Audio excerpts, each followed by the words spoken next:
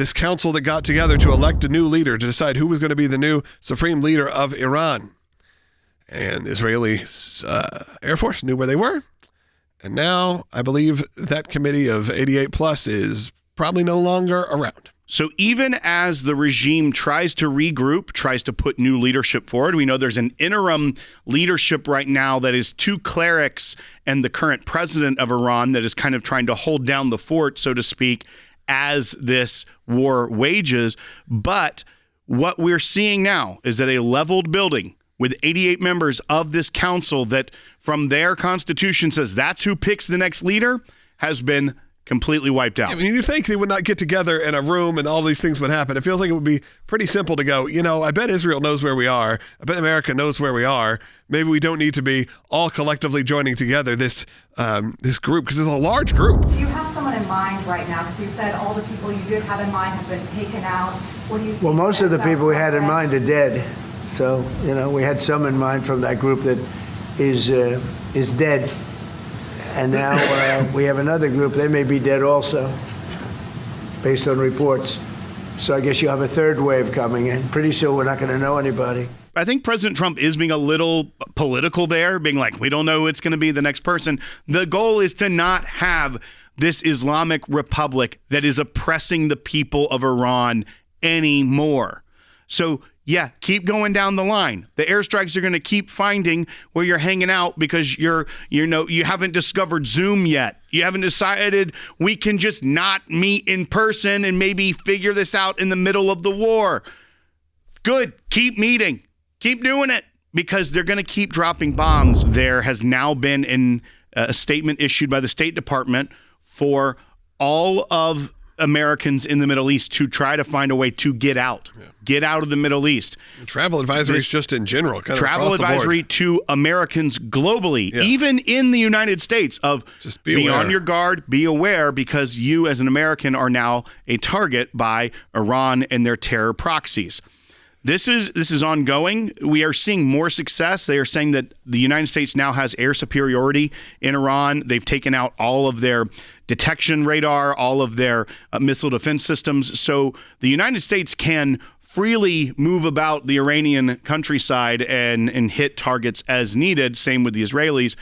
We're also seeing what Iran did not necessarily want to happen. Qatar launched airstrikes on Iran. That is the first Gulf state to actually launch a retaliatory strike on Iran. That is because they were able to stop an attack by the Iranians on the Doha International Airport. The Iranians were trying to, once again, take out civilian infrastructure, take out a commercial airport. That was stopped. But Qatar is the first Gulf state, which traditionally very friendly with, even helpful to the Iranians, see it unjustified what Iran was doing to them, and they have struck back. I think you will see more of that. Look at who is complaining about this. Very few nations.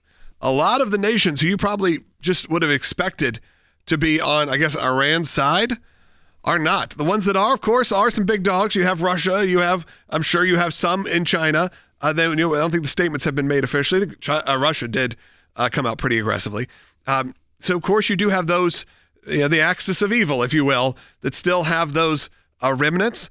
But a lot of the Middle East and a lot of Europe, once you can get out of your anti-Trump mindset, which so many people are stuck under, that they can't see any good that can come out of anything that this administration does, and they can get out of the fog, they can see that, oh yeah, this could be good long term. A line that has been used by many people is that, Trump didn't start a new war.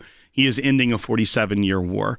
And there's been some criticism by some semantics, some conservative influencers and media personalities that say that's just the talking point. You're taking what's coming down from the White House and repeating it. You've never thought that before in your life. There's one thing that the ACLJ has been consistent about. It is this topic. We made a movie, The Export, probably, 15 years ago? At least. Talking about what Iran's goal was, why they could not have a nuclear bomb, and obviously the failed attempts at diplomacy over and over and over again left only one solution.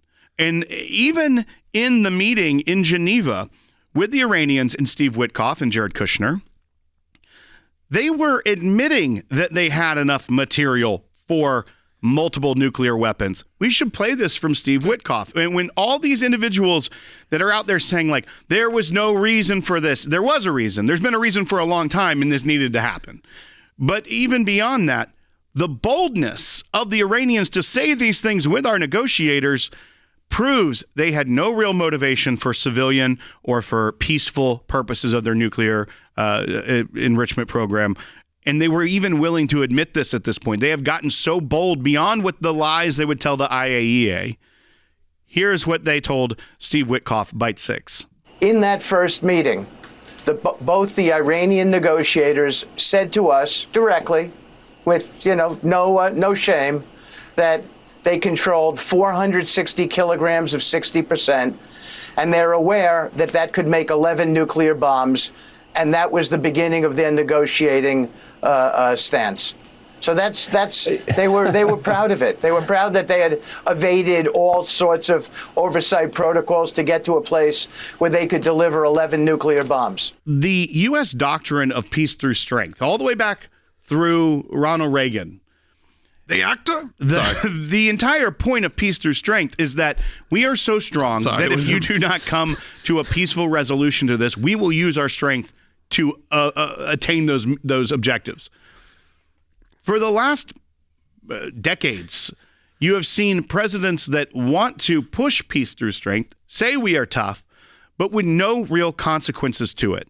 And that entire doctrine is meaningless if when the people you are trying to get in line, a rogue state that is bragging about having enough material for 11 nuclear bombs, if your strength doesn't mean anything to them, which under Obama and Biden, it clearly showed the Iranians it meant nothing, then they're going to keep doing what they're doing. And so this is necessary to also reestablish the United States doctrine of peace through strength.